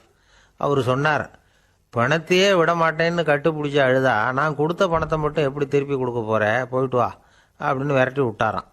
இந்த கதையை நண்பர் ஒருத்தர் சொன்னார். கதை வேடிக்கையாக தெரிஞ்சால் கூட இதில் கருத்து உண்டு. பணம் பிணம் இது ரெண்டையுமே விடுறதுக்கு அவ்வளவு சுலபமாக மனம் வர்றதில்லை. இந்த 2 விஷயங்கள்லேயும் அறிவார்ந்த செயல்பாடு தேவை. ஒரு பேருந்து மரத்தில் மோதி விட்டுது. எல்லாரும் அடிபட்டு முனைகிட்டு கிடக்கிறாங்க. டிரைவர், கண்டக்டர் இவங்களுக்கும் அடி. அவங்களும் ஒரு பக்கம் கிடக்கிறாங்க. ஒரு மூலையில் கிடக்கிற ஒருத்தன் மெதுவாக முக்கி முனகி கண்டக்டர்னு சத்தம் போடுறான். கண்டக்டர் மெதுவாக நகர்ந்து அவங்ககிட்ட போய் என்னன்னு விசாரிக்கிறார். அவன் ரொம்ப சிரமப்பட்டு வாயை திறந்து ஒரு 15 காசு சில்லற பாக்கி அப்படின்னானான். காஞ்சிபுரத்தில் பல்லவ ராஜா ஒரு கோவில் கட்டினார், கைலாசநாதர் கோவில். அதுக்கு கும்பாபிஷேகம் பண்ணுறதுக்கு ஒரு நாள் குறிப்பிட்டு அதுக்கு வேண்டிய ஏற்பாடுகள்லாம் பண்ணினார். முதல் காரியமாக கடவுளை வேண்டிக்கிட்டார், நீங்கள் இந்த கும்பாபிஷேகத்துக்கு நேரில் வந்து கலந்துக்கணும்னார். கடவுள் அந்த ராஜா கனவுல வந்தார். நீ கும்பாபிஷேகம் வச்சிருக்கிற அதே நாளில் அதே நேரத்தில் எனக்கு இன்னொரு ஊரில் ஒரு கும்பாபிஷேகம் இருக்குது, அதுக்கு போக வேண்டியிருக்கு. அதாவது திருநின்ற ஊரில் என்னுடைய பக்தர் ஒருத்தர், அவரும் ஒரு கோயில் கட்டி கும்பாபிஷேகம் செய்கிறார். நான் அதுக்கு போக வேண்டியிருக்கு, அதனால் உன்னுடைய தேதியை நீ மாற்றி வச்சுக்கோ அப்படின்னார். கடவுள் தான் எங்கேயும் இருக்கிறவராச்சே, அவர் நினச்சா 2 இடத்துலையும் இருந்து கோயில் கும்பாபிஷேகத்தை நடத்த முடியாதா? ஏன் அப்படி செய்யலை? அது ஒரு முக்கியமான காரணத்துக்காக தான். திருநின்ற ஊரில் இருந்த பூசலாருங்கிற அந்த அடியாரின் பெருமையை இந்த உலகத்துக்கு எடுத்து காட்டணுங்கிறதுக்காகத்தான் கடவுள் அந்த ராஜா கிட்ட அப்படி சொன்னார். சரி, அந்த அடியார் அப்படி என்னதான் பெருசா கோயில் கட்டிவிட்டார்? ராஜா கட்டின கோயிலை விட பெருசா? அவர் கட்டினது கருங்கல்லாலேயோ மண்ணாலேயோ மரத்தாலேயோ இல்லை. அவர் கட்டின கோயில் வேற மாதிரி. அது மனசால கட்டின கோயில், மனசுக்குள்ளே இருக்கிற கோவில், மனக்கோவில். அந்த அடியார் தன்னோட மனசுக்குள்ள மாசக்கணக்காக ஒவ்வொரு கல்லாக சேர்த்து கட்டின கோவில். இந்த விஷயம் ராஜாவுக்கு தெரியாது. அவர் என்ன நினச்சுட்டாரு, அது நாம கட்டின கற்கோயிலை விட ரொம்ப பெருசாக இருக்கும் போல இருக்கு அப்படின்னு நினச்சிட்டார். சரி, அப்பேற்பட்ட அந்த கோயிலை தரிசனம் பண்ணிவிட்டு வருவோம் அப்படின்னு நினச்சி ராஜா திருநின்ற ஊருக்கு போகிறார். அங்கே போய் பார்த்தா கோயிலையும் காணும், ஒன்றையும் காணும். கடைசியில் பூசலார் கட்டின மணக்கோவில் தான் அதுங்கிறத அவர் புரிஞ்சுக்கிறார். உடனே அந்த அடியாரின் காலில் விழுந்து வணங்குறார். அவரோ, இது மனசால முயன்ற கோவில், இதுக்கு இத்தனை பெருமையா அப்படின்னு ஆச்சரியப்படுறார். இதில் ஆச்சரியப்படுறதுக்கு ஒன்றும் இல்லை. ஆண்டவன் விரும்புறது அகபக்தியையே தவிர புற தோற்றங்களே அல்ல. இதை நாம் புரிஞ்சுக்கிட்டோம்னா நமக்குள்ள எந்த வேறுபாடுகளும் வர்றதுக்கு வழியே இல்லை. இன்னொரு ராஜா இருந்தார். அவர் ஆண்டவனுக்கு படைக்கிறதுக்காக ஒரு தார் நல்ல செவ்வாழைப்பழமாக எடுத்துக்கிட்டு போகணும்னு நினச்சார். அதனால் முத நாளே அதை வாங்கிட்டு வர சொன்னார் வேலைக்காரங்கிட்ட. வேலைக்காரன் போனால் கடைத்தெருவில் ஒரு தார் பழம் வாங்கினான். வர்ற வழியில் அவன் குடிசை. அப்படியே எட்டி பார்த்துட்டு போவோமேன்னு நினச்சான். போனான். அங்கே இவனோட குழந்தை பாவம் பசியால் கத்திக்கிட்டு இருக்கு. இவன் பார்த்தான், இவ்வளவு பெரிய தாரில் ஒரு 2 பழம் எடுத்தா தெரியவா போகுது அப்படின்னு நினச்சி ஒரு 2 பழத்தை பிச்சு அந்த குழந்தைகிட்ட கொடுத்தான். அது அதை வாங்கி வயிறார சாப்பிட்டுது. பசி அடங்குச்சு, விளையாட போயிட்டுது. இவன் அதுக்கப்புறம் வாழைப்பழத்தை எடுத்துக்கிட்டு அரண்மனைக்கு வந்தான். 2 பழம் பிச்சிருக்கிறது ராஜாவுக்கு தெரிஞ்சு போச்சு. இவன் உண்மையை சொல்லிவிட்டான். உடனே ராஜா, கடவுளுக்கு படைக்க வேண்டிய பொருளை குழந்தை எச்சில் பண்ண விட்டுருக்கியே அப்படின்னு சொல்லி அவனை கட்டி வச்சு சாட்டையால் அடித்தார் பாவம். மறுநாள் பழத்தை கோயிலுக்கு எடுத்துகிட்டு போனார். கடவுள் முன்னாடி வச்சார். கடவுள் கண்ணை திறந்து பார்த்தார், பழம்லாம் அழுகி இருக்குது. என்ன இது அழுகி போன பழம் அப்படின்னார். ராஜா முழிச்சார். நல்லா தானே இருந்தது அப்படின்னு நினச்சார். அப்போ கடவுள் அந்த ராஜா கிட்ட சொன்னாராம், இதை பார்ப்பா, இந்த தாரில் 2 பழம் தான் நல்ல பழம். அந்த 2 பழங்களையும் நேற்றுக்கே நான் சாப்பிட்டுட்டேன் அப்படின்னாராம். அப்போ தான் ராஜாவுக்கு புரிஞ்சுது, ஏழை குழந்தையின் பசியை தீர்க்கறதுக்காக உதவுன அந்த 2 பழம்தான் இறைவன் சாப்பிட்ட பழம்னு. இறைவன் இருக்கிற இடம் எது? இதுதான். இலக்கிய கூட்டம் ஏற்பாடு பண்ணியிருக்கிறோம், நீங்கள் அவசியம் அதில் பேசணும் அப்படின்னு கேட்டுக்கிட்டார் ஒருத்தர். வேணாங்க, 4 பேருக்கு முன்னாடி நிற்கிறதுனா எனக்கு ரொம்ப கூச்சமாக இருக்கும் அப்படின்னாரு இவர். ஏன் சார் இன்னமும் குழந்த மாதிரி கூச்சப்படுறீங்களே அப்படின்னார் அவர். அவரை ஒரு மாதிரியாக சமாளித்து அனுப்பி வச்சுட்டு அதுக்கப்புறம் அதை பற்றி இவர் யோசித்து பார்த்துருக்கார். சில நிபுணர்கள் எழுதியிருக்கிறத படித்தும் பார்த்துருக்கிறார். மனோதத்துவ நிபுணர்கள் என்ன சொல்கிறாங்க தெரியுமா? 10லேருந்து 20% குழந்தைகள் பிறக்கிறப்பவே கூச்ச சுபாவம் கொண்டதாக தான் இருக்குதான். ஒரு தாத்தா தன்னோட பேர பிள்ளைய ஆசையாக கூப்பிடுறார் விளையாட்டு காட்ட, அதை அழுதுகிட்டு ஓடி போகுது. ஒரு அம்மா தன்னோட பிள்ளைய பள்ளிக்கூடத்தில் சேர்க்கறதுக்காக கூப்பிட்டுக்கிட்டு போகிறாங்க. அந்த புள்ள அம்மாவோட முந்தானையில் ஒளிஞ்சிக்கிட்டு வெளில வரமாட்டேங்குது. இவங்களெல்லாம் எப்படி சமாளிக்கிறது? குழந்தைகளோட கூச்ச சுபாவத்தை போக்குறது எப்படி? இதுக்கு நிபுணர்கள் சில யோசனைகளை சொல்லியிருக்கிறாங்க. மற்றவங்களுக்கு முன்னாடி என் பையனுக்கு கூச்சம் ரொம்ப அதிகம் சார், மற்றவங்க பார்த்தா ரொம்ப வெக்கப்படுறான், இப்படி சொல்கிற அப்பாக்கள் உண்டு. என் பையன் புது மனுஷால பார்த்தா அட்டையாக ஒட்டிக்குவான் சார் அப்படின்னு சொல்கிற அப்பாக்களும் உண்டு. இப்படிலாம் குழந்தைகளுக்கு முத்திரை குத்துறது ரொம்ப தப்பான். புதுசாக யாராவது வீட்டுக்கு வந்தால் குழந்தை தானாக தன்னோட கூச்சத்தையும் பயத்தையும் போக்கிக்கிட்டு சகஜமாக மாறி வர்றதுக்கு வாய்ப்பு கொடுக்கணுமா. ஒரு கூட்டத்துக்கோ அல்லது சொந்தக்காரங்க கல்யாணத்துக்கோ குழந்தைய அழைச்சிட்டு போகிறீங்க, அங்கே போய் கட்டாயப்படுத்தி குழந்தைய மற்றவங்க கிட்ட பேச சொல்லக்கூடாது. சில சமயம் குழந்தை தானாக தன்னுடைய கூச்ச சுபாவத்தை விட்டு பேசுறதுக்கு முன் வந்தால் அதை பாராட்டணும். குழந்தை கலகலப்பு இல்லாமல் மௌனமாக இருந்ததுன்னா அதையும் கண்டுக்கக்கூடாது. குழந்தை பேச ஆரம்பித்தா அதை ஆர்வத்தோடு கவனிக்க தெரியணும். கலந்து உரையாடுற பழக்கத்தை வீட்லேயே ஆரம்பிக்கலாம். கேட்டதுக்கு பதில் சொல் அப்படின்னு நீங்கள் அதிகாரம் பண்ணிகிட்டு இருக்கக்கூடாது. அது குழந்தைக்கு பேசுகிற சந்தர்ப்பத்தை குறைச்சிருமா. இப்போ நாம் அதிகாரம் பண்ணால் கேலி செய்கிற பழக்கம் குழந்தைகளை ரொம்ப பாதிச்சிருமா. பெரியவங்களானதுக்கு அப்புறமும் சில பேர் கூச்சத்தோடவும் பயத்தோடவும் இருக்கிறதுக்கு இதுதான் காரணம். சின்ன வயசில் அவங்கெல்லாம் ஏதாவது கேலிக்கு ஆளாகி இருப்பாங்க. ரெண்டாவது குழந்தை மூத்த குழந்தைய கேலிக்கு ஆளாகிற சந்தர்ப்பங்களை கண்டு கேலி பண்ணினா அது இளம் நெஞ்சங்களை விட்டு நீங்கிறதே இல்லையா. எப்பவும் குழந்தையோட நடை உடை பாவனைகளை பற்றி சொல்லிக்கிட்டே இருக்கக்கூடாதான். அதுவே கூச்ச சுபாவத்தை கொண்டுட்டு வந்துருமா. அப்பா எங்கன்னு யாராவது கேட்டால் இது மாதிரி இன்ன காரியத்துக்காக வெளியில் போயிருக்கார், இத்தனை மணிக்கு திரும்பி வருவார் அப்படின்னு சொல்கிற அளவுக்கு குழந்தைகளை பழக்கப்படுத்தி வைக்கணும். ஃபோன்லேயே யாராவது விசாரித்தா கூட இது மாதிரி பதில் சொல்லு அப்படின்னு சொல்லணும். சின்ன சின்ன மீட்டிங்கில் 4 வார்த்தை பேச தயார் பண்ணலாம். ஒரு கடையிலையோ அல்லது ஹோட்டல்லையோ ஏதாவது விவரம் கேட்கணும்னா உங்கள் குழந்தைய தைரியமாக அனுப்புங்க. குழந்தைகள் பணிவாகவும் பொறுமையாகவும் விவரம் கேட்குறப்போ கூச்ச சுபாவம் தானாக போயிடும். சின்ன வயசுலேயே இப்படிலாம் பழக்கப்படுத்தினா தான் வருங்காலத்தில் தைரியமாக இந்த சமுதாயத்தில் வாழ முடியும். இல்லைன்னா 60 வயசுலேயும் அடுப்பங்கரையை விட்டு வெளில வர்றதுக்கு கூச்சப்பட்டுக்கிட்டு தான் இருக்க வேண்டியிருக்கும். இந்த காலத்து பிள்ளைங்க எவ்வளவோ பரவாயில்ல, எதுக்கும் தயங்குறதில்ல, கூச்சப்படுறதில்ல. ஒரு அம்மா அடுப்பங்கரையிலேருந்து சத்தம் போட்டாங்க, டேய் ராமு, தயவு பண்ணி அந்த டிவியை நிறுத்துறா, அந்த பெண்ணோட குரல் மகா மோசம், அடுப்பங்கரையில் இருக்கிற என்னாலேயே அதை சகிச்சிக்க முடியல அப்படின்னாங்களாம். உடனே பையன் கொஞ்சம் கூட தயங்காமல் பதில் சொல்கிறான், அம்மா இந்த குரல் டிவியிலேருந்து வரல, எதிர்த்த விட்டு மாமி தான் இங்கே வந்திருக்கிறாங்க, அவங்க தான் இப்போ என்னோட பேசிக்கிட்டு இருக்கிறாங்க அப்படின்னு நானும். ஒரு ராஜா இருந்தார். நாடு பூராவும் நிறைய மரங்களை நட்டு வளர்க்கணுங்கிறது அவரோட ஆசை. தானே அதுக்கு முன்மாதிரியாக இருக்கணும்னு நினைச்சார். அரண்மனையை சுற்றி மரங்களை நட்டு வளர்த்தார். இதை பார்த்துட்டு ஜனங்களும் அவங்கவுங்க வீட்டை சுற்றி மரக்கன்றுகளை நட்டு வளர்த்தாங்க. கொஞ்ச காலத்தில் ஊர் பூரா பசுமையாக மாறிச்சு. எல்லாருக்கும் சந்தோஷமாக இருந்தது. இது ஒரு பக்கம் இருக்கட்டும். இப்போ நான் சொல்ல போகிற கதை வேற. அதாவது அந்த ராஜா ஒரு நாள் தன்னுடைய அரண்மனையை சுற்றி இருக்கிற விதவிதமான மரங்களை எல்லாம் போய் பார்த்தார். எப்படி இருக்கிறீங்க அப்படின்னு ஒவ்வொரு மரத்துக்கிட்டையும் விசாரிச்சாராம். எந்த மரமும் சந்தோஷமாக இருக்கிறதா தெரியல. அதுக்கும் மனசில் ஒரு குறை.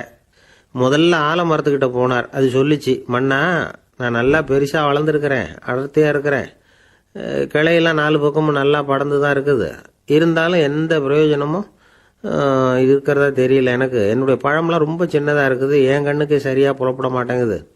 நான் இருக்கிற சைஸுக்கு என்னுடைய கிளையில் இருக்கிற பழம்லாம் எவ்வளோ பெருசாக இருக்கணும், அது இத்தினூண்டு இருக்கிறது எனக்கு பெரிய அவமானமாக இருக்குது. இப்படி இங்கே நின்றுக்கிட்டு இருக்கிறதே ரொம்ப கூச்சமாக இருக்குது. ஒரு நல்ல புயல் வந்ததுன்னா பேசாமல் சாஞ்சு விடலாமான்னு பார்க்குறேன் அப்படின்னு புலம்புது ஆலமரம். சரி இருக்கட்டும்னு நினச்சிக்கிட்டு ராஜா அடுத்தபடியாக ஒரு அத்தி மரத்துக்கிட்ட போனார். அதுவும் புலம்ப ஆரம்பிச்சுட்டுது. நான் கூட பெரிய மரம் தான், இல்லை இலையெல்லாம் அழகாக தான் இருக்குது, பழம் அழகாக இருக்குது, இருந்தாலும் உள்ள விஷயம் இல்லையே, அத்தி பழத்தை புட்டு பார்த்தா அத்தனையும் சொத்த அப்படின்னு பழமொழியே உண்டாயிட்டுதே, இப்படி ஒரு கெட்ட பேரோடு நான் இருக்கணுமா அப்படின்னு புலம்புது அது. சரி இது இருக்கட்டும் அப்படின்னு சொல்லி அடுத்தபடியாக வேப்ப மரத்துக்கிட்ட போனார். அது தன்னுடைய வேதனையை வெளியிட்டது. எனக்கு எவ்வளவோ மருத்துவ குணங்கள்லாம் இருக்கிறதா சொல்லிக்கிறாங்க, இருந்தாலும் என்ன பிரயோஜனம், என்னுடைய பழத்தை மனிதர்கள் யாரும் விரும்பி சாப்பிட்றது இல்லையே அப்படின்னுது. ராஜா அடுத்தாப்புல இருந்த ஒரு பனை மரத்துக்கிட்ட போனார். நான் நல்லா உயரமாக தான் வளர்ந்துருக்கிறேன், மற்ற மரங்கள்லாம் என்னை அண்ணாந்து தான் பார்க்கணும், இருந்தாலும் என்கிட்ட நிழலுக்காக யாரும் ஒதுங்கிறது இல்லையே அப்படின்னுது. என்ன இது எல்லா மரமும் இப்படி திருப்தி இல்லாமல் இருந்துகிட்டு இருக்குதே அப்படின்னு நினச்சிக்கிட்டே ராஜா அடுத்தபடியாக அங்கே இருந்த ஒரு பைன் மரத்துக்கிட்ட போனார். அழகாக உயரமாக பசுமையாக தான் இருந்தது, ஆனால் பழமோ பூவோ கிடையாது. அதை நினச்சா அது வருத்தப்பட்டுக்கிட்டு இருக்குது. ஓக் மரம் அது ஒன்று நின்றுட்டு இருந்தது. அது என்ன சொல்லிச்சுன்னா, இலையுதிர் காலத்தில் என் மேலே இருக்கிற எல்லா இலைகளும் உதிர்ந்து போடுது, முடி கொட்டின மனிதர்கள் மாதிரி மொட்டையாக நான் நிற்க வேண்டி இருக்குது, என்ன வாழ்க்கை இது அப்படின்னு சொல்லி அழுத்துக்கிட்டது. சரி புளிய மரம் என்ன சொல்லுது பார்ப்போம்னு அதுகிட்ட போனால், என்னுடைய நிழலில் யாருமே தங்க மாட்டாங்க, உடம்புக்கு சூடுன்னு ஒதுங்கி போயிடுவாங்க, அடிமரத்தை பார்த்தீங்கன்னா பட்டையெல்லாம் உறிஞ்சி பார்க்கறதுக்கே கேவலமாக இருப்பேன் அப்படின்னுது அது. முருங்கை மரம் என்ன சொல்லிச்சு தெரியுமா, என்னுடைய இலை காயெல்லாம் சாப்பிட்றவங்களுக்கு சத்து கொடுக்கறது வாசவம்தான், ஆனால் என் உடம்புல சத்தே கிடையாது, கொஞ்சம் வேகமாக காற்று அடிச்சதுன்னா முறிஞ்சி விழுந்துடுறேன், என்ன வாழ்க்கை இது அப்படின்னு சொல்லி அது வருத்தப்பட்டது. ராஜா யோசனை பண்ணார், என்ன இது மரங்கள் பூமியின் வரங்கள்னு சொல்கிறோம், மழை பெய்யறதுக்கு அதுதான் காரணம், பூமி செழிப்பாக இருக்கிறதுக்கும் அதுதான் காரணம், வீடு கட்டுறதுக்கு மரம், நாற்காலி செய்ய உபயோகப்படுத்துறதுக்கும் அதுதான் உபயோகப்படுது, மனுஷனுக்கு வேண்டிய ஆகாரங்களையும் கொடுக்குது, இப்படிலாம் இருந்தும் எல்லா மரமும் நிம்மதி இல்லாமல் இருந்துகிட்டு இருக்குதே அப்படின்னு நினைச்சார். அப்போ அங்கே இருந்த ஒரு மகிழ மரம் அவர் கண்ணில் பட்டுது. அந்த மரம் மட்டும் கொஞ்சம் நிம்மதியாக மகிழ்ச்சியாக இருக்கிறது மாதிரி தெரிஞ்சுது. உடனே ராஜா அதுகிட்ட போனார். உனக்கு மனசில் எதுவும் குறை இல்லையான்னு கேட்டார். இல்லை, நான் சந்தோஷமாக தான் இருக்கேன்னு அந்த மகிழ மரம். அப்படியான்னு ஆச்சரியமாக கேட்டார் ராஜா. ஆமாம் மன்னா, இந்த இடத்துல நீங்கள் ஒரு முருங்கை மரத்தையோ வேப்ப மரத்தையோ கூட நட்டிருக்கலாம். ஆனால் இந்த இடத்துல நடுறதுக்கு என்ன தேர்ந்தெடுத்துருக்குறீங்க, அதுவே எனக்கு பெருமை, அதுவே எனக்கு திருப்தி அப்படின்னு தான் மகிழ மரம். மகிழ மரம் சாதாரணமாக தான் இருக்கும். இளம் மஞ்சள் நிறத்தில் பூக்கள், அது காய்ந்தும் மனம் வீசும். மகிழ மரம் மாதிரி மன திருப்தியோடு வாழறதுக்கு நாம் கற்றுக்கணுமா. நாம் இந்த உலகத்தில் ஒரு நாயாவோ நரியாவோ கூட பிறந்திருக்கலாம், மனுஷனாக பிறந்திருக்கிறோம், அதுவே பெருமை தானே. இந்த நிறைவு தான் மகிழ்ச்சியின் ரகசியம். ஒரு பையன் அப்பா கிட்ட போய், அப்பா நீங்கள் இந்த உலகத்தில் ஒரு மனுஷனாக பிறந்தது என்னோட அதிர்ஷ்டம் நானா. ஏண்டா அப்படி சொல்கிறேன்னு இருக்கார் அப்பா. நீங்கள் ஒரு கரடியாக பிறந்திருந்தா இந்நேரம் நானும் ஒரு கரடி குட்டியாக தானே இருந்திருப்பேன் அப்படின்னு நானா பையன். பேர் சுவாரஸ்யமாக பேசிகிட்டு இருக்கிறப்போ குறுக்க புகுந்து தொந்தரவு பண்ணுறதுக்குன்னே சில பேர் இருப்பாங்க. அது ரொம்ப இடைஞ்சலாக இருக்கும். இதே மாதிரி மின்காந்தம் கூட குறுக்க புகுந்து தொந்தரவு பண்ணும். கடைசியில் அது ஒரு பெரிய இடைஞ்சலில் கொண்டாந்து விட்டுரும். சில வீடுகளில் கேபிள் கனெக்ஷன் இல்லாமல் சில தனியார் டிவி காட்சிகள் தெரியும். அதுக்கு என்ன காரணம்னா இந்த மின்காந்த குறுக்கீடு தான் காரணம். இதைத்தான் சுருக்கமாக இஎம்ஐ அப்படின்னு சொல்கிறாங்க. அதாவது எலக்ட்ரோ மேக்னெட்டிக் இன்டர்ஃபியரன்ஸ். இது ஏற்படக்கூடிய இடங்கள் எது எதுன்னு எடுத்துக்கிட்டால் அது ஒரு பெரிய பட்டியலாகவே போயிடும். இந்த இஎம்ஐ தொந்தரவு வந்து கேபிள் டிவியில் மட்டும்தான் இல்லை, ராக்கெட் ஏவுதளத்தில் உள்ள ரேடார்கள், அங்கே உள்ள சில சக்தி வாய்ந்த தொலைத்தொடர்பு சாதனங்கள், விமான தளங்களில் உள்ள ரேடார்கள், கப்பல் தளங்களில் பொருத்தப்பட்டிருக்கக்கூடிய சக்தி வாய்ந்த ஆண்டனாக்கள், இப்படி நிறைய சொல்லலாம். காவல் நிலையங்களில் பயன்படுத்தப்படுகிற வயர்லெஸ் தொடர்பு சாதனங்கள் கூட ஓரளவுக்கு இந்த மின்காந்த அலைகளை வந்து வெளியிடும். நம்ம வீட்டில் உட்காந்துக்கிட்டு ரேடியோ கேட்டுக்கிட்டு இருப்போம் அல்லது டிவி பார்த்துக்கிட்டு இருப்போம். அந்த சமயத்தில் பக்கத்து தெருவில் ஒரு மோட்டார் சைக்கிள் அல்லது காரு, குறிப்பாக பெட்ரோல் இன்ஜின், அது போகிறப்போ அதில் உள்ள மின்கலத்தில் வந்து, அதாவது மேக்னட்டோ பேட்டரியிலிருந்து வெளிப்படுகிற மின்காந்த அலை இங்கே வந்து டிவியிலையும் ரேடியோவிலையும் கரகரப்பை உண்டு பண்ணும். சரி, இது வந்து பெருசாக என்ன இடைஞ்சலை உண்டு பண்ணிட போகுது அப்படின்னு நாம் அலட்சியமாக நினைக்கலாம். வயசானவங்களுக்கு மறதி நோயின்னு ஒன்று வரும்ல, அல்ஷமீர், அதாவது மூளையில் உள்ள செல்கள் வந்து செயலிழந்து போயிடுறது, அது செய்ய வேண்டிய வேலையை மறந்துடும். மனைவியே எதிரில் வந்து நின்னா கூட உன்னை எங்கேயோ பார்த்தது மாதிரி தெரியுதே அப்படின்னு சொல்லிட்டு இருப்பாங்க. அப்படி ஒரு மறதி. இந்த விசித்திரமான நோய்க்கு இதுவரைக்கும் மருந்தே இல்லைன்னு வேற சொல்கிறாங்க. இந்த மைக்ரோ ஓவன் அப்படின்னு சொல்லக்கூடிய சமையல் அடுப்புகள் கூட மின்காந்த அலைகளை வந்து வெளியிடுது. சமயத்தில் சில தொழிற்சாலைகளில் கூட பெரிய விபத்துக்களை இந்த இஎம்ஐ உண்டு பண்ணிவிடும். இதை பற்றி தீவிரமாக சிந்திக்க ஆரம்பித்ததே ஒரு விபத்துக்கு பிறகு தான். அமெரிக்காவுக்கும் வியட்நாமுக்கும் இடையில் போர் நடந்ததே, அந்த சமயம் அமெரிக்காவுக்கு சொந்தமான விமானம் தாங்கி கப்பல் ஒன்று வியட்நாமை தாக்கிறதுக்கு தயாராக ஏவுகணைகளோட கடலில் நிறுத்தி வைக்கப்பட்டிருந்தது. தற்செயலாக அந்த பகுதியில் கப்பல் தொலைத்தொடர்பு பகுதிக்கு அருகில் ஊடுருவிய இந்த சக்தி வாய்ந்த ரேடியோ அலைகள் ஏவுகணையில் இருந்த மின்னணு சர்க்கியூட்டை பூர்த்தி செஞ்சு வச்சுட்டுது. அவ்வளவுதான், ஏவுகணை அங்கேயே வெடித்து சிதறி போச்சு. 130 பேர் அந்த இடத்துலையே உடல் கருகி செத்து போட்டாங்க. ஏகப்பட்ட பொருள்கள் நாசம். இந்த விபத்துக்கான காரணம் என்னங்கிறத உடனடியாக யாராலையும் கண்டுபிடிக்க முடியல.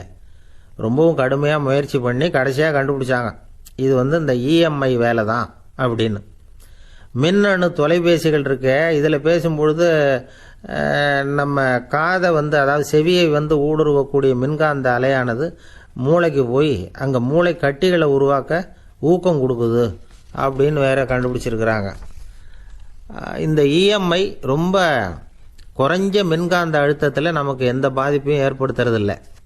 மின்காந்த அலைகள் அழுத்தத்தோடு இருக்கிற இடங்களில் ரொம்ப நேரம் இருந்தோம்னா நம்ம உடம்பின் வெப்பநிலை 2 டிகிரி செல்சியஸ் வரைக்கும் அதிகரிக்குதாம்.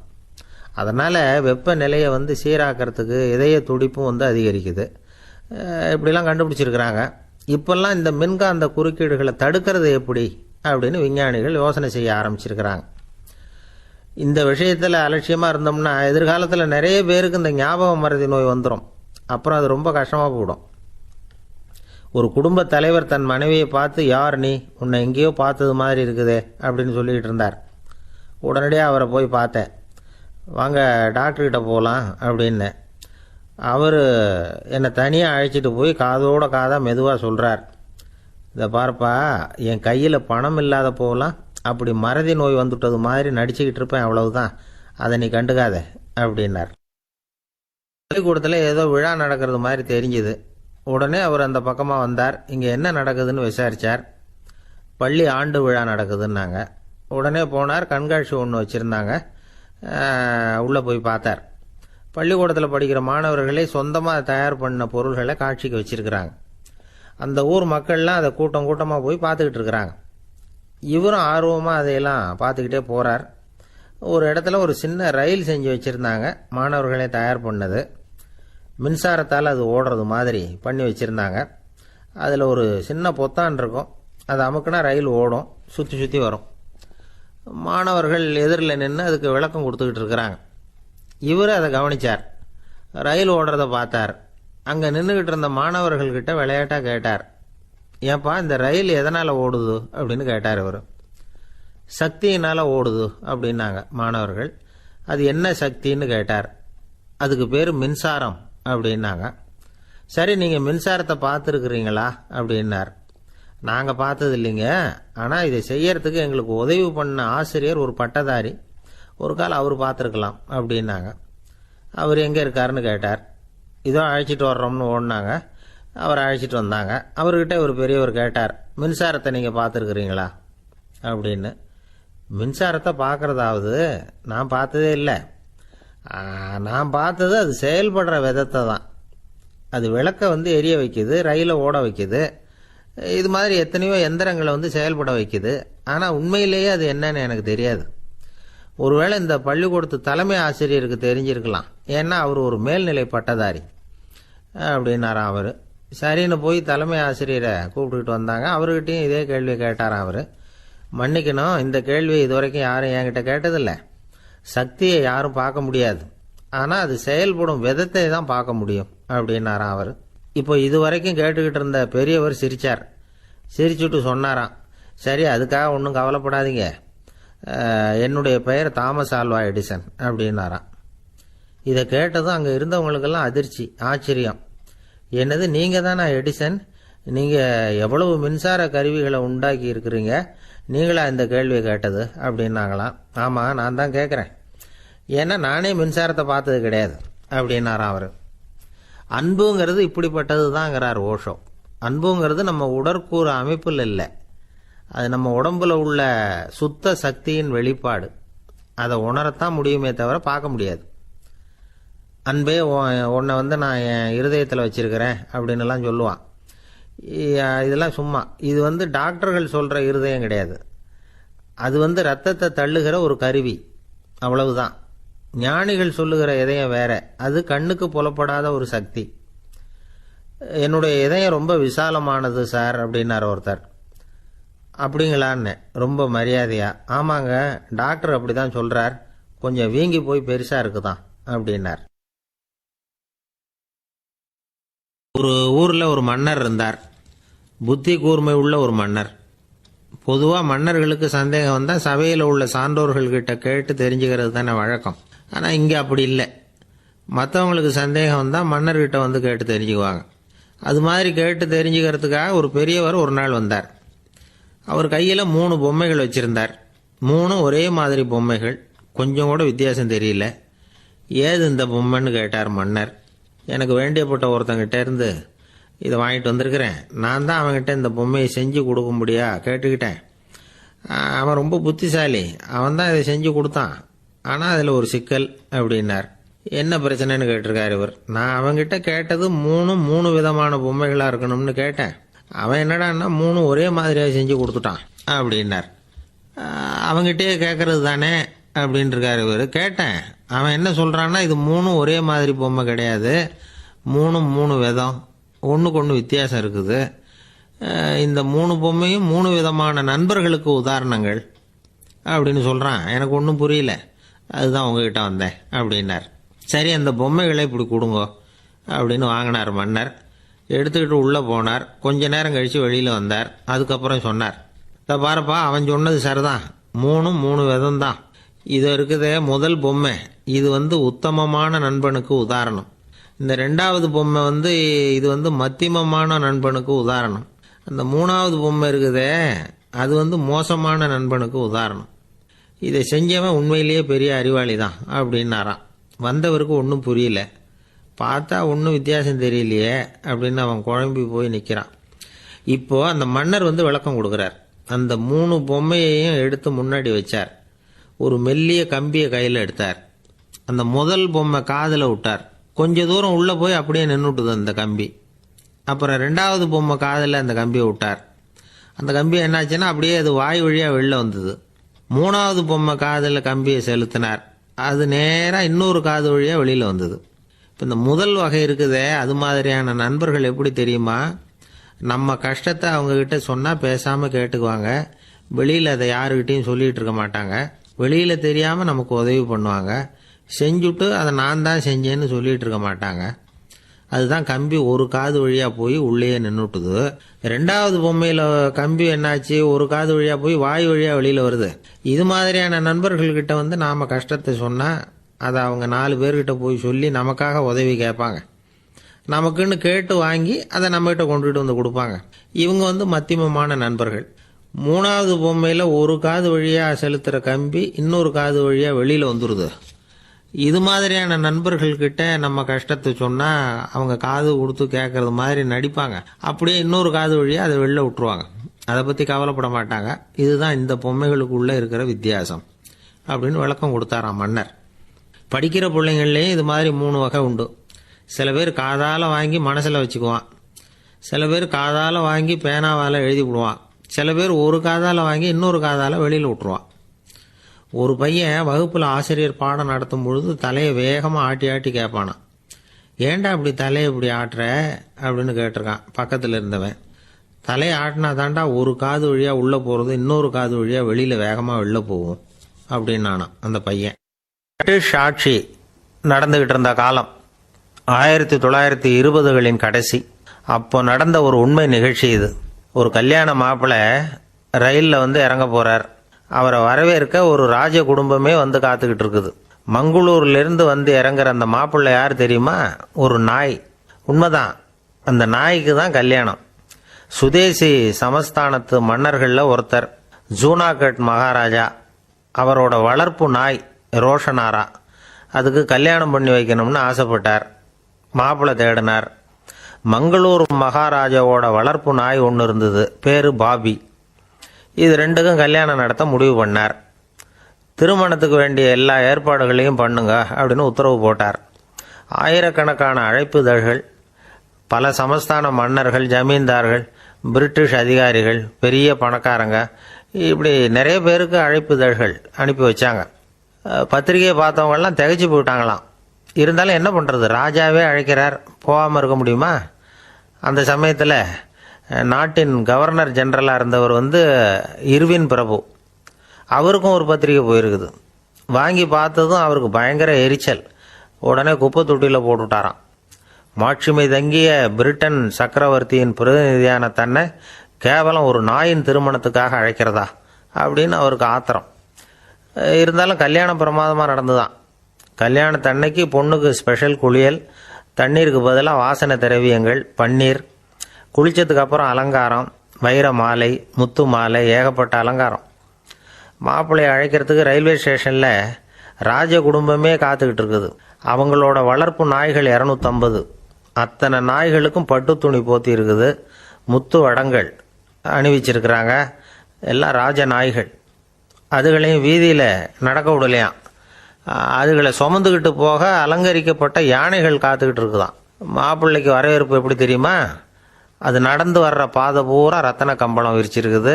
2 பக்கமும் ராஜாங்க அதிகாரிகள் கைகட்டி நிற்கிறாங்க. அரசு படை வீரர்கள் அணிவகுப்பு மரியாதை செலுத்துகிறாங்க. அந்த நாய் ராஜ மரியாதையோடு நடந்து வருது. நகையெல்லாம் போட்டுக்கிட்டு வருது. திருமண மண்டபத்துக்கு சேருது. அங்கே கல்யாணம் அமோகமாக நடக்குது. இந்த திருமணத்தை முன்னிட்டு அந்த ஜூனாகட் சமஸ்தானத்துக்கு 3 நாள் விடுமுறை வேற. கல்யாணத்துக்கு வந்திருந்தவங்களுக்கெல்லாம் ஏக தடபுடலாக விருந்து, நாட்டியம் எல்லாம் பிரமாதமாக நடந்து தான்.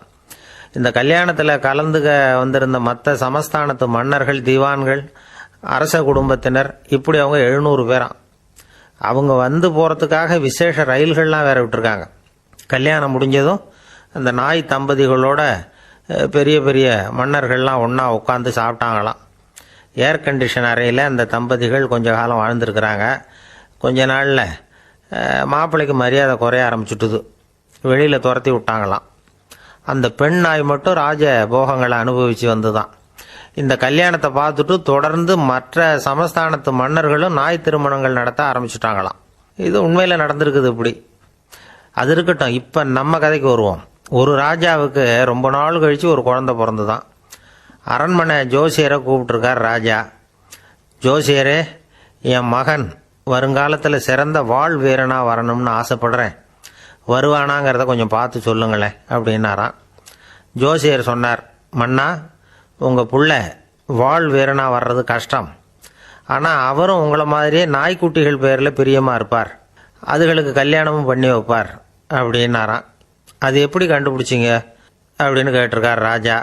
அரசே, உங்கள் பிள்ளைக்கு வாழ் மேலே உள்ள பிரியத்தை காட்டிலும் நாய் மேலே உள்ள பிரியம் அதிகம்ங்கிறதுக்கான அறிகுறி இப்போவே தெரியுது. நல்லா கவனித்து பாருங்க. அவர் வாழ்னு கத்துறாரு அப்படின்னாரு. கவனித்து பார்த்துட்டு அப்படி எனக்கு காதில் விழலையே அப்படின்னாராம் மன்னர். அதனால தான் சொன்னேன், அவர் கத்துறது வாழ்னு கத்தலை, வள்ளுன்னு கத்திக்கிட்டு இருக்கார், அதனால தான் அப்படி சொன்னேன் அப்படின்னாராம் அரண்மனை ஜோசியர். நம்மகிட்ட ஒருத்தன் தப்பாக நடந்துக்கிட்டானா உடனே நாம் என்ன செய்வோம்? கையை ஓங்கிட்டு அவனை அடிக்க போவோம். நாம் அவங்ககிட்ட அவனை விட ஒருபடி மேலே தப்பாக நடந்துக்குவோம். ஆனால் பெரியவங்கள்லாம் அப்படி நடந்துக்கிறது இல்லை. இன்னா செய்தாரை ஒருத்தல் அவர் நாண நன்னயம் செய்து விடல் அப்படின்னு வள்ளுவர் சொல்லியிருக்கார் இல்லையா? அதுக்கு தகுந்த மாதிரி நடந்துக்குவாங்க. பாயசித் விஸ்தாமிங்கிறவர் ஒரு பெரிய ஞானி.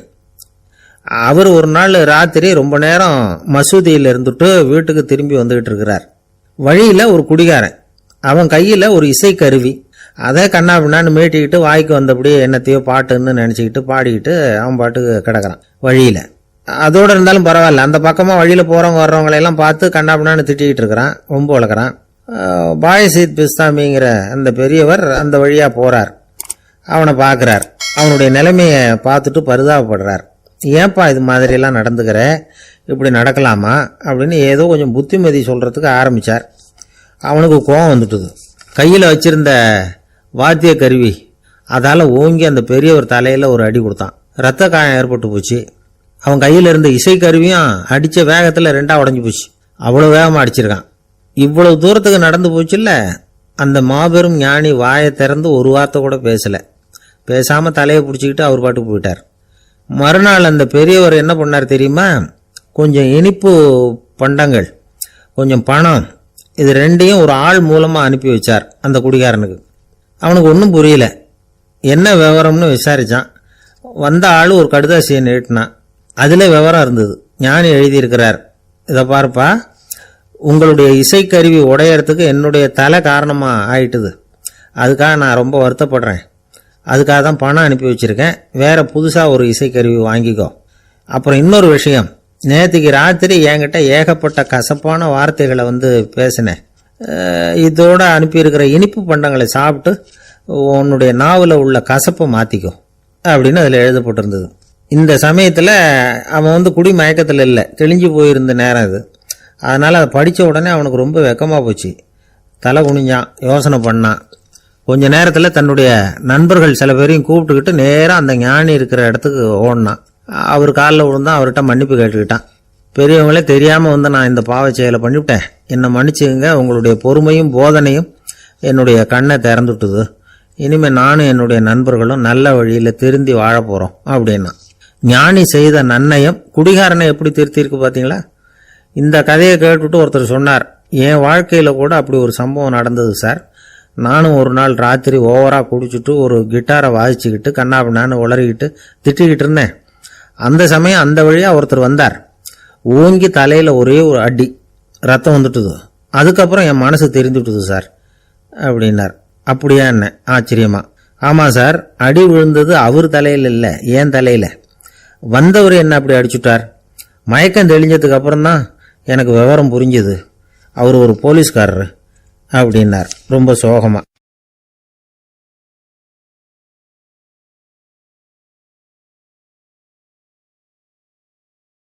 ஒரு தடவை நாரதர் ஒரு தெரு வழியாக போய்கிட்டு இருந்தார். வழியில் ஒருத்தர் வேத சாஸ்திரம்லாம் படிச்சுக்கிட்டு உட்காந்துருந்தார். அவர் நாரதரை பார்த்து எங்கே போயிட்டு இருக்கிறீங்கன்னு கேட்டார். கடவுளை பார்த்துட்டு வரலாம்னு போயிட்டு இருக்கிறேன் அப்படின்னார் நாரதர்.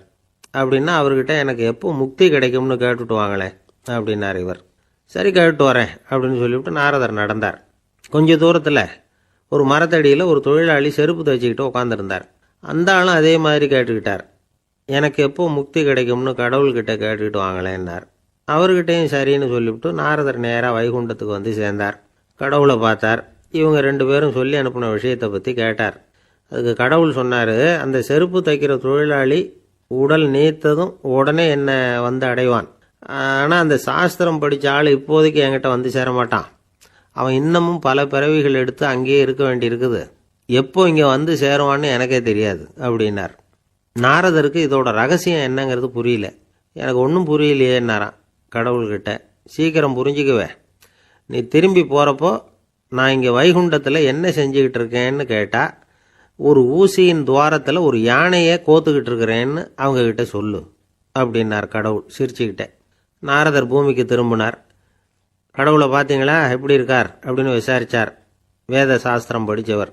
ஓ பகவானா, அவர் யானையை ஊசியின் காதில் நுழைச்சிக்கிட்டு இருக்கிறார் பார்த்தேன்னார் நாரதர். ஊசி காதில் யானையா? அது எப்படி முடியும்? நீங்கள் சொல்கிறத நான் நம்ப மாட்டேன்னு விட்டார் அவர். சரி, இந்த ஆளுக்கு இறைவன் பேரில் நம்பிக்கை இல்லை அப்படிங்கிறத நாரதர் புரிஞ்சுக்கிட்டார். அடுத்தபடியாக அந்த தொழிலாளி இருந்த இடத்துக்கு போனார். இறைவனை பார்த்தீங்களான்னு கேட்டார் அவர். பார்த்தேன், ஒரு ஊசி துவாரத்தில் யானையை கோத்துக்கிட்டு இருந்தார் அப்படின்னு சொல்லிவிட்டு நாரதர் அந்த ஆள் முகத்தை கவனித்தார். அந்த தொழிலாளி இதை கேட்டுட்டு கொஞ்சம் கூட ஆச்சரியப்படலை. அவரால் முடியாத காரியம் கூட உண்டானார். என்ன இப்படி சொல்கிற? ஊசியின் துவாரத்தில் யானையை கோக்க முடியும்னு நீ நம்புறியா அப்படின்னு கேட்டார் நாரதர். நிச்சயமாக நம்புகிறேன்னார் அவர்.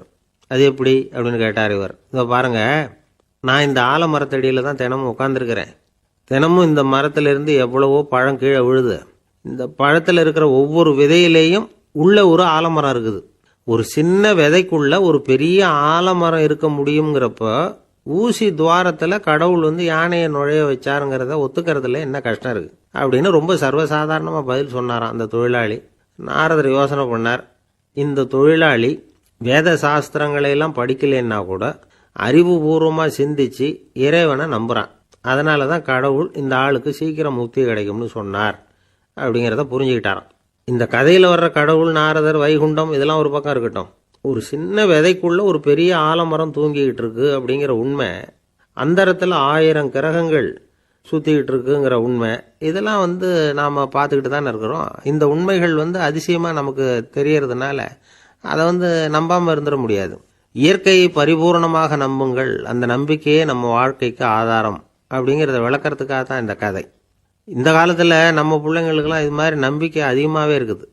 ஒரு நாள் ஒரு சின்ன பையன்கிட்ட கேட்டேன், ஏன்பா கடவுள் ஒரு பானைக்குள்ளே ஒரு யானையை நுழைய வச்சுட்டாருன்னு சொன்னால் அதை நீ நம்புவியா அப்படின்னு கேட்டோம். நம்புவேன் சார், அது ஒன்றும் பெரிய அதிசயம் இல்லைன்னா.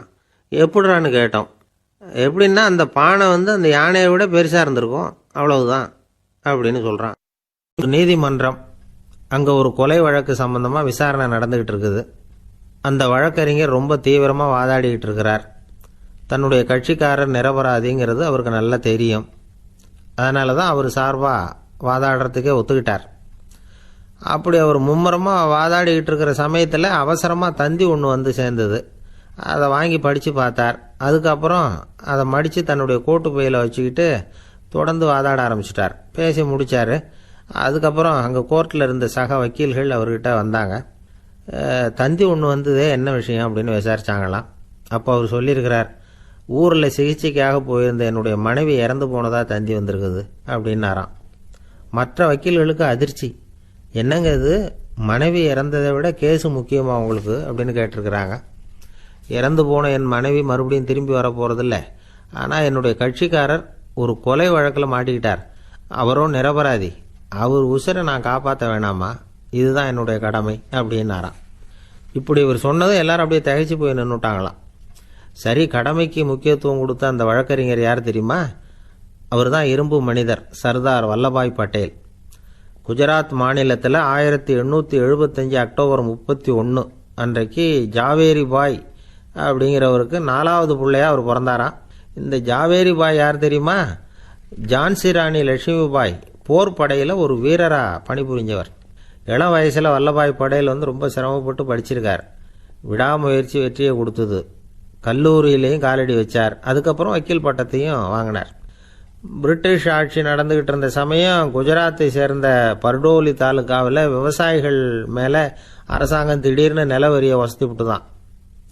ஏழை விவசாயிகள் ரொம்ப கஷ்டப்பட்டுருக்காங்க. அரசாங்கம் வரி செலுத்தாத விவசாயிகளின் நிலங்களை எல்லாம் ஜப்தி செஞ்சுதான். அரசாங்கத்தை எதிர்க்கிறவங்களையெல்லாம் கைது பண்ணி சிறையில் அடைச்சுட்டாங்களாம். சில பேர் வீடு வாசல் ஆடு மாட்டையெல்லாம் விற்று கூட வரி கட்ட வேண்டிய நிலைமைக்கு ஆளாயிட்டாங்க. வழக்கறிஞர் வல்லபாய் பட்டேல் நில வரியை உடனே ரத்து பண்ணணும் அப்படின்னு பம்பாய் கவர்னருக்கு ஒரு கடிதம் எழுதினார். எந்த பலனும் இல்லை. உடனே எல்லா விவசாயிகளையும் அணி திரட்டினார். அதுக்கு தானே தலைமை தாங்கினார். சத்தியாகிரகம் நடத்தினார். அந்த பகுதியில் எந்த வேலையும் நடக்கலை. வேறு வழி இல்லை. ஆட்சியாளர்கள் உடனே வரியை ரத்து பண்ணாங்க. சிறையில் இருந்தவங்களெல்லாம் வெளில விட்டாங்க. 1928 ஆகஸ்ட் 6 சர்க்காருக்கும் விவசாயிகளுக்கும் இடையில் ஒரு உடன்பாடு ஏற்பட்டது. அதுக்கப்புறம் தான் நிலைமை சரியாக போச்சான். வல்லபாய் பட்டேலின் பொது சேவையை பாராட்டின பொதுமக்கள் அவருக்கு சர்தார் அப்படிங்கிற பட்டத்தை கொடுத்தாங்களாம். சர்தார்னா தலைவர் அல்லது தளபதின்னு அர்த்தம். இரும்பு மனிதர்னு இவருக்கு பேர். இருந்தாலும் நகைச்சுவை உணர்வும் இவருக்கு நிறைய உண்டு. ஒரு தடவை ஒரு பத்திரிகை நிருபர் வந்திருக்கார். சர்தார் பட்டேல்கிட்ட அவருக்கு பிடிச்ச பண்பாடு கலாச்சாரம் எது அப்படின்னு கேட்கணும்னு ஆசை. அதனால் அவரை பார்த்து கேட்டாராம், ஏங்க உங்களுக்கு பிடிச்ச கல்ச்சர் எது அப்படின்னு கேட்டிருக்கார். இதுக்கு சர்தார் பட்டேல் சொன்ன பதில் என்ன தெரியுமா? எனக்கு பிடிச்ச கல்ச்சர் அக்ரிகல்ச்சர் அப்படின்னாராம்.